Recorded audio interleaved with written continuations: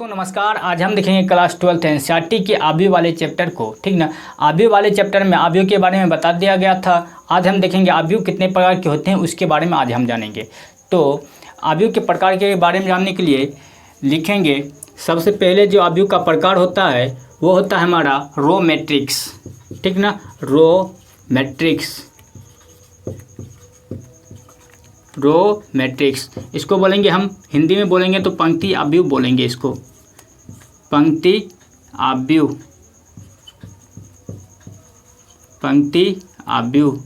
ठीक ना, तो पंक्ति आव्यूह किसको कहते हैं उसके बारे में आज हम जानेंगे। ठीक ना, तो पंक्ति आव्यूह जो होता है वैसे आव्यूह होते हैं जिसमें केवल एक पंक्ति होता है, उसी को हम बोलते हैं पंक्ति आव्यूह। अर्थात कहने का मतलब है कि यदि हम एक पंक्ति आव्यूह कहेंगे इसको, यदि ए को हम पंक्ति आव्यूह कहेंगे तो इसका मतलब है कि इसमें एक ही रो होगा। ठीक ना, रो मतलब जिसमें क्षैतिज जो अवयव होते हैं आव्यूह के, जो क्षैतिज अवयव होते हैं उसी को हम बोलते हैं रो।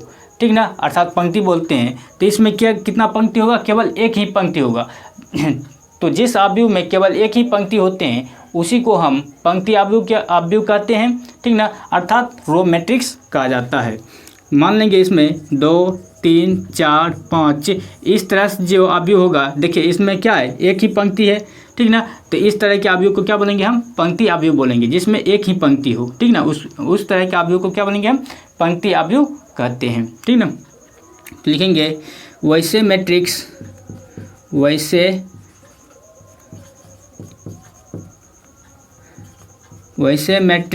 जिसमें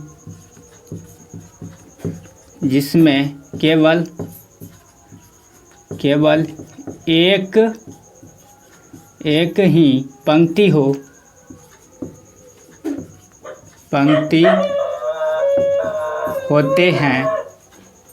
होते हैं उसे रो मैट्रिक्स कहा जाता है।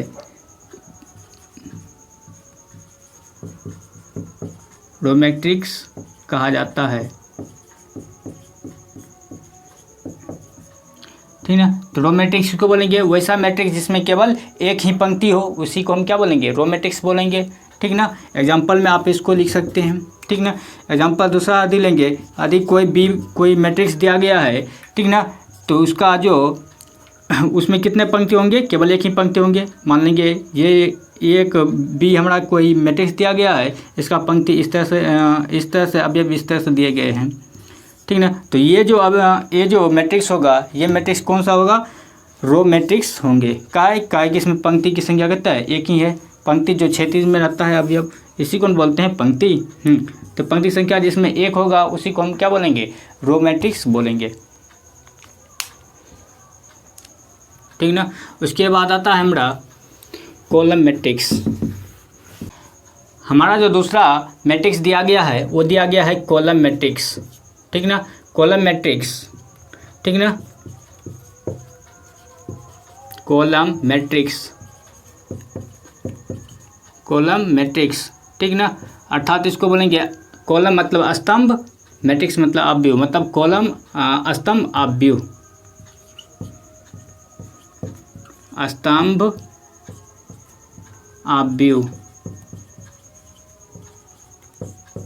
आव्यूह। ठीक ना, तो स्तंभ आव्यूह किसको कहेंगे उसको अभी हम समझेंगे। ठीक ना, तो स्तंभ आव्यूह में जो होता है केवल एक ही स्तंभ होते हैं। ठीक ना, वैसे आव्यूह जिसमें केवल एक ही स्तंभ होता है उसी को हम बोलते हैं स्तंभ आव्यूह। ठीक ना, अर्थात लिखेंगे वैसा मैट्रिक्स या वैसे आव्यूह लिख सकते हैं, वैसा मैट्रिक्स जिसमें केवल एक ही स्तंभ होते हैं, उसे कॉलम मैट्रिक्स कहते हैं। कॉलम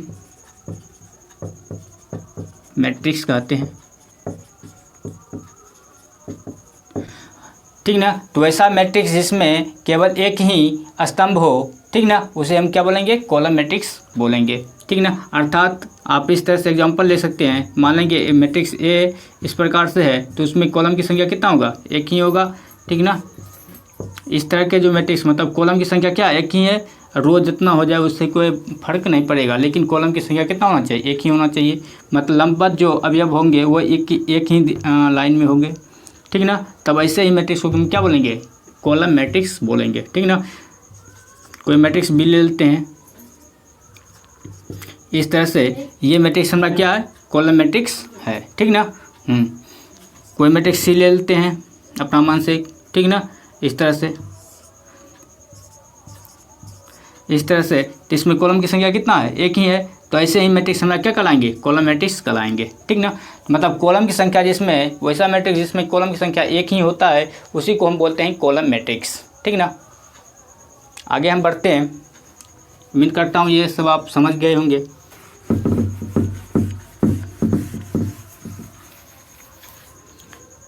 हमारा जो तीसरा अवयव है, तीसरा जो हमारा मैट्रिक्स दिया गया है वो है स्क्वायर मैट्रिक्स। स्क्वायर मैट्रिक्स,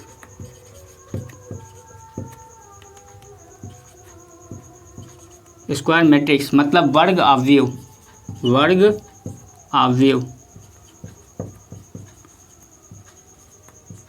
वर्ग अवयव, ठीक ना। तो स्क्वायर मैट्रिक्स देखिए हम किसको बोलेंगे, तो इसका स्क्वायर मैट्रिक्स वैसे मैट्रिक्स को हम बोलते हैं जिसमें रो और कॉलम दोनों की संख्या बराबर होती है, उसी को हम बोलते हैं स्क्वायर मैट्रिक्स, ठीक ना। बोलेंगे वैसा मैट्रिक्स, वैसा मैट्रिक्स जिसमें ठीक रो एवं कॉलम की संख्या बराबर होती है, संख्या बराबर होती है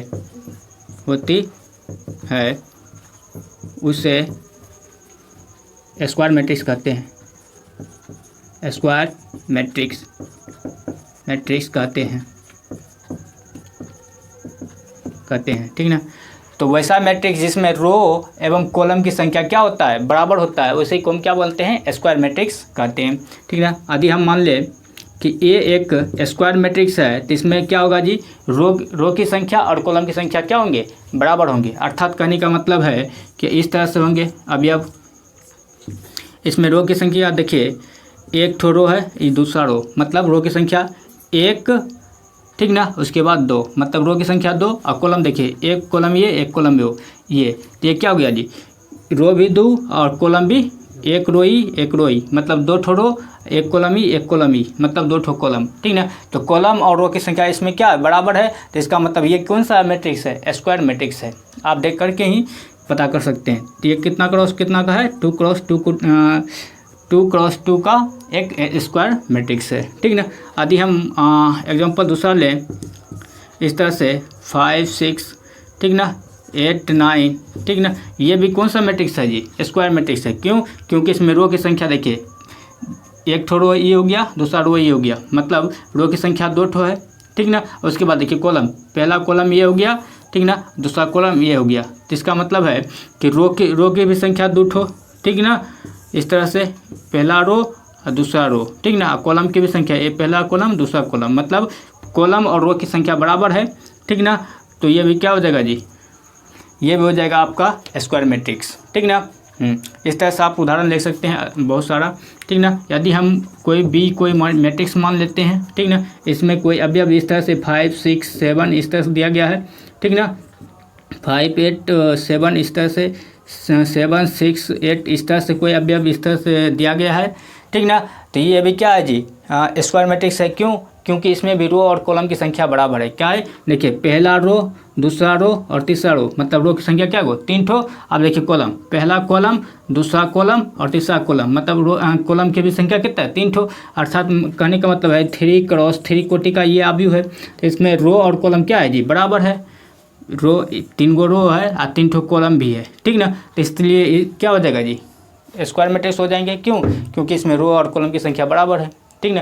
तो जिस मैट्रिक्स में, ठीक ना, रो और कॉलम की संख्या बराबर होती है उसी को हम क्या बोलते हैं, स्क्वायर मैट्रिक्स कहते हैं, ठीक ना।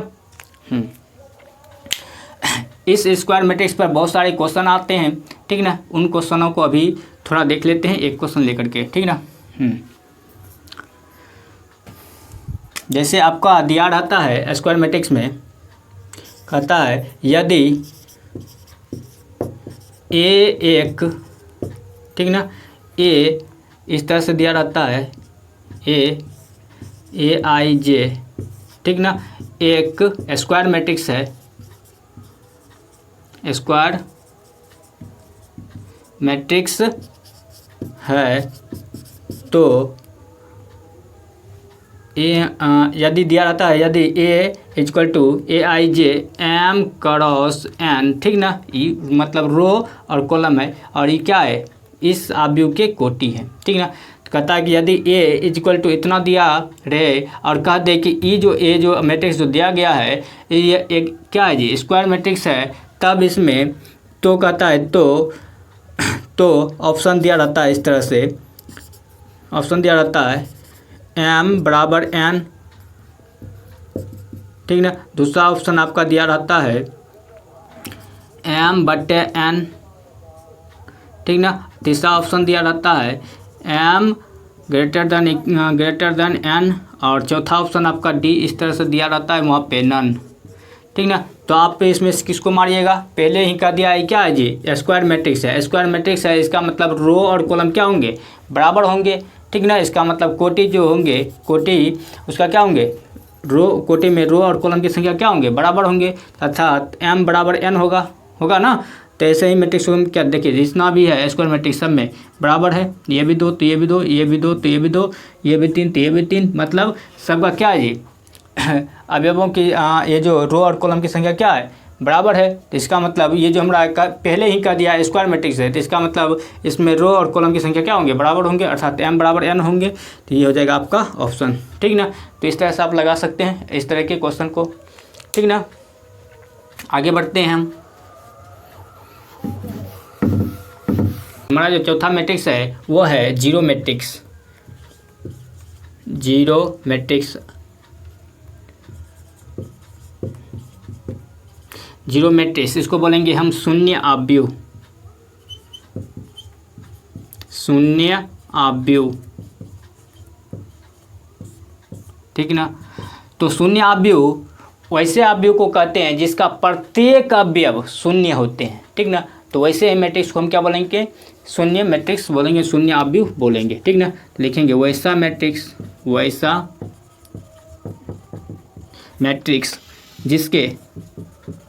जिसके प्रत्येक अवयव शून्य हो, ठीक ना, उसे जीरो मैट्रिक्स कहते हैं, जीरो मैट्रिक्स कहते हैं, ठीक ना। तो वैसा मैट्रिक्स होगा जिसका प्रत्येक अवयव क्या होगा जी, शून्य होगा, तो वह मैट्रिक्स क्या कहलाएगा, शून्य आव्यूह कहलाएंगे, ठीक ना। एग्जाम्पल में हम लिख सकते हैं इस तरह से, ये एक मैट्रिक्स है, ठीक ना। तो इसका जो अवयव होंगे क्या होंगे जी, सब शून्य होगा, इस तरह से, ठीक ना। सब अवयव क्या है जी, शून्य है, तो इसका मतलब ये क्या है जी, एक जीरो मैट्रिक्स है। मान लेंगे कोई मैट्रिक्स दिया गया है R, ठीक ना। तो इसका जो अवयव होंगे क्या होंगे जी, सब शून्य होगा, जो भी अवयव होगा अंदर में, ठीक ना। इस तरह से जो भी अवयव होंगे सब क्या होंगे जी, शून्य होंगे, ठीक ना। मतलब वैसा मैट्रिक्स जिसका प्रत्येक अवयव शून्य हो, ठीक ना, उसी को हम क्या बोलते हैं, शून्य मैट्रिक्स कहते हैं, शून्य जीरो मैट्रिक्स कहेंगे, ठीक ना। यदि मान लें कोई बी आव्यूह दिया गया है इस तरह से, उसका क्या होगा जी, प्रत्येक अवयव इस तरह से क्या होंगे, शून्य होंगे, ठीक ना। ये 3x3 का मैट्रिक्स है, 3x3 ऑर्डर का, क्या कि 3 रो है, 3 कॉलम भी है, इसीलिए 3x3 का क्या है जी, मैट्रिक्स है। और ये क्या है, एक जीरो मैट्रिक्स है, ठीक ना। इसको बोलेंगे शून्य आव्यूह, क्या है कि इसका प्रत्येक अवयव क्या है जी, शून्य है, इसीलिए क्या है, शून्य आव्यूह है, ठीक ना। तो शून्य आव्यूह किसको बोलेंगे, वैसा मैट्रिक्स जिसके प्रत्येक अवयव क्या होते हैं, शून्य होते हैं, उसी को हम क्या बोलते हैं, शून्य आव्यूह कहते हैं, ठीक ना। आगे बढ़ते हैं।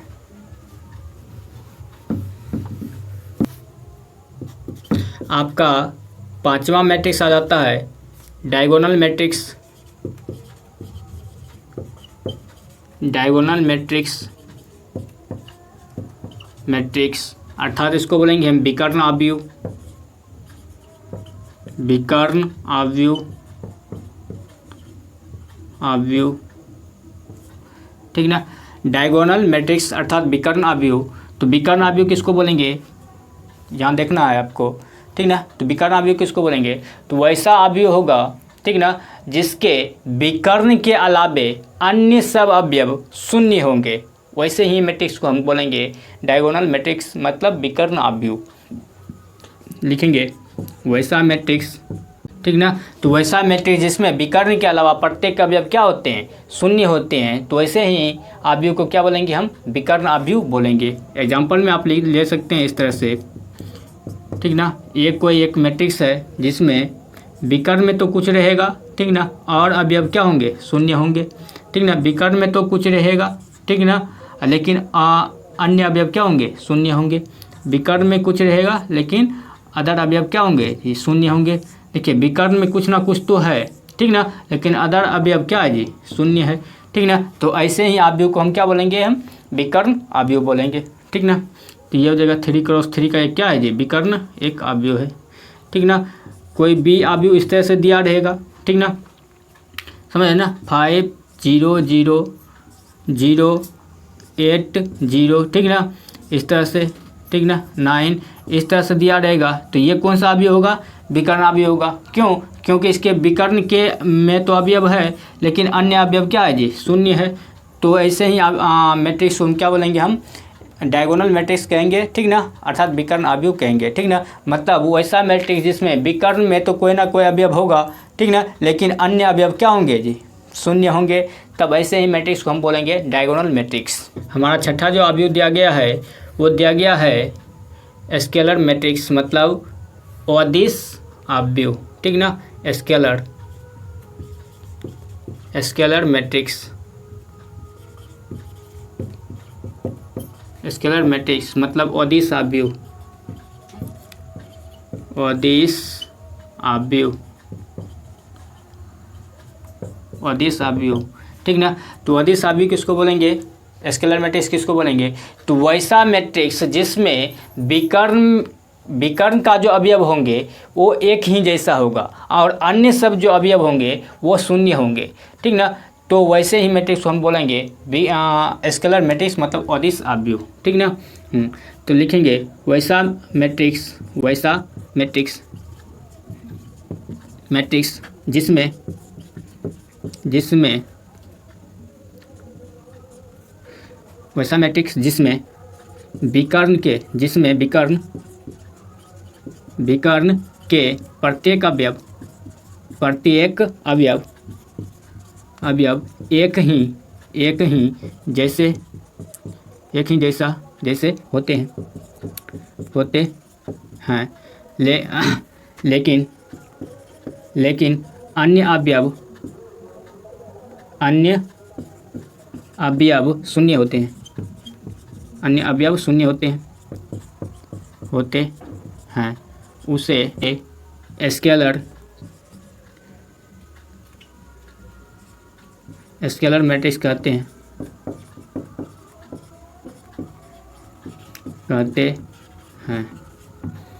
ठीक ना। तो वैसा मैट्रिक्स जिसमें विकर्ण के प्रत्येक अवयव, ठीक ना, एक ही जैसा होते हैं, ठीक ना, लेकिन अन्य अवयव क्या होते हैं जी, शून्य होते हैं, उसी को हम क्या बोलते हैं, स्केलर मैट्रिक्स कहते हैं। अर्थात एग्जांपल से आप समझ जाइए, यहाँ से ये एक कोई मैट्रिक्स होगा, ठीक ना, जिसमें इस तरह से दिया रहेगा विकर्ण का प्रत्येक अवयव समान होंगे। क्या कहता है, विकर्ण के प्रत्येक अवयव क्या होते हैं, एक ही जैसा होता है, एक ही जैसा मतलब सामान्य होते हैं, ठीक ना, और अन्य सब अवयव क्या होंगे, शून्य होंगे। अर्थात करने का मतलब है कि विकर्ण में जो भी अवयव होंगे इस तरह से, ठीक ना, वो एक ही प्रकार के होंगे, समझ है ना। इस तरह से ये देखिए विकर्ण का एक ही अवयव जो है वो क्या एक ही प्रकार का है, ए, ठीक ना। तो ऐसे ही मैट्रिक्स हम क्या बोलेंगे, स्केलर मैट्रिक्स बोलेंगे, मतलब विकर्ण के प्रत्येक अवयव क्या होते हैं, समान होते हैं, ठीक ना। तो ऐसे और जो अन्य अवयव हैं वो क्या होंगे, शून्य होंगे। तो ऐसे मैट्रिक्स हम क्या बोलेंगे, स्केलर मैट्रिक्स बोलेंगे, मतलब अदिश अवयव बोलेंगे, ठीक ना। और भी एग्जांपल ले सकते हैं, जैसे बी कोई मैट्रिक्स इस तरह से दिया रहेगा 5 5 0 0, ठीक ना, 8 इस जगह 0 होगा, ठीक ना, उसके बाद 9 0 0 0 5 5 इस तरह से। मतलब विकर्ण का क्या होगा जी, प्रत्येक का अवयव क्या होंगे, समान होंगे, मतलब एक ही जैसा होगा, एक ही जैसा है, ठीक ना। तो और प्रत्येक का अवयव क्या है जी, शून्य है, ठीक ना। विकर्ण को छोड़कर प्रत्येक का अवयव क्या है जी, शून्य है, ठीक ना, और विकर्ण एक ही जैसा है, ठीक ना। तो ऐसे ही मैट्रिक्स हम क्या बोलेंगे, स्केलर मैट्रिक्स बोलेंगे, विकर्ण अवयव बोलेंगे, ठीक ना, स्केलर मैट्रिक्स बोलेंगे अर्थात अदिश अवयव बोलेंगे, ठीक ना। ठीक है, तो इस तरह से आप देख सकते हैं, ठीक ना, ये है विकर्ण अवयव, ठीक है। तो मिलते हैं आपसे फिर अगले वीडियो में, तब तक के लिए धन्यवाद, जय हिंद।